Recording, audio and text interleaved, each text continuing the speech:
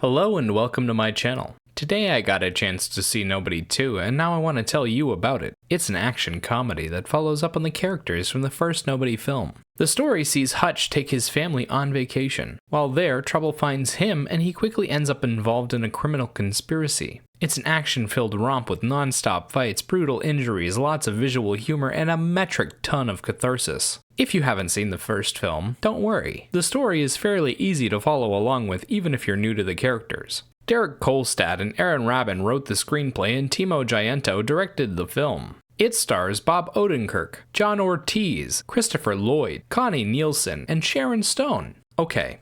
The story is a mixture of comedy and action with a spoonful of heart thrown in there for good measure. It follows the one-man army Hutch Mansell as he takes on endless henchmen in a fight to the death. Along the way, he gets to learn a few lessons about being a better husband and father, and he gets to help a businessman caught in a no-win scenario. His friends and family show up to help, and the whole thing turns into a high-octane romp with lots of laughter to be had. The cast are playing stereotypical characters with just a speck of nuance to them. The family is your typical suburban family. The son is a teenager who wants more attention from his father, the daughter is a typical 12-year-old, and the wife is a loving woman who wants more time with her husband. Hutch Mansell, the lead and father of the family, gets a little more nuance. He's a former hitman trying to blend into normal life and failing miserably. He constantly finds himself in tough situations and always ends up using extreme violence to find his way out. He doesn't want to, though. He tries his best to be calm and collected. Hutch does have a temper problem, though. The villains are typical drug dealers and their henchmen. There's really not much to say about them other than they're evil and Hutch is given all the justification he needs to wipe them out. The main antagonist, Lendina, gets a little bit more character but is just as stereotypical as her henchmen.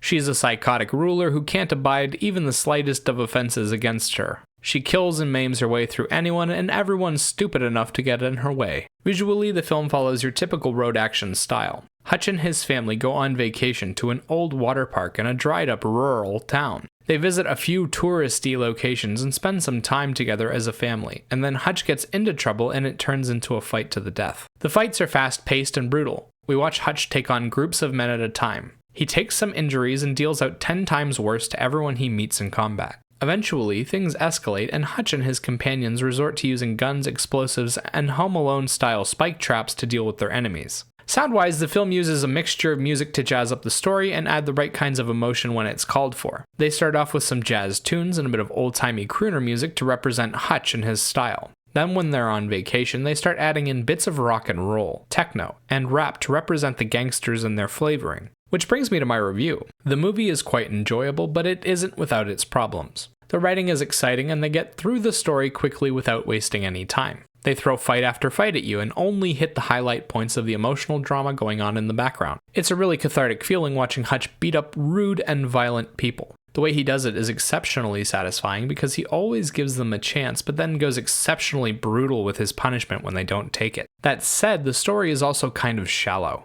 There's a real problem going on in Hutch's family, and the movie just barely scratches the surface of addressing it. It leads to some nice emotional beats, but they're not well earned and don't mean much in the long run. They also wrote Hutch like a one-man army. It's fun, but it's also total nonsense. He'd be lying in a hospital after the first round of fights he goes through in the movie, even if he was in his prime. Keeping track of injuries is not this film's strong suit, so don't expect them to do that. Cast-wise, the film has a bunch of solid performances that don't go very deep. The family, the henchmen, the villains, even Hutch's allies are given the barest minimum to do. They do a great job of reading their lines, getting a laugh when it's called for, and reacting to the action scenes in a satisfying way. They also don't address any big emotional beats, don't build their characters, and don't do much beyond their stereotype. The only person who gets a chance at any real nuance is Bob Odenkirk as Hutch Mansell. He goes on an entire journey that should be about him learning how to spend more time with his family and turn off his secret agent side. Instead, he totally ignores the lesson and continues murdering his way through random groups of villains to better his society. It's fun to watch, but they never really let Odenkirk address his character's flaws beyond a few short snippets that don't amount to much. Visually, the film is a treat. It's got beautiful, steady camera work, lots of intricate shots, a ton of brutal action, and hilarious physical comedy. And they get everything across in a straightforward manner. They did a great job finding locations with a nice visual appeal and creating fun action sequences in them that make full use of the environment. When it comes to standout moments, there's one every 5 minutes or so. Each fight has several big impacts and at least one visual spectacle to enjoy.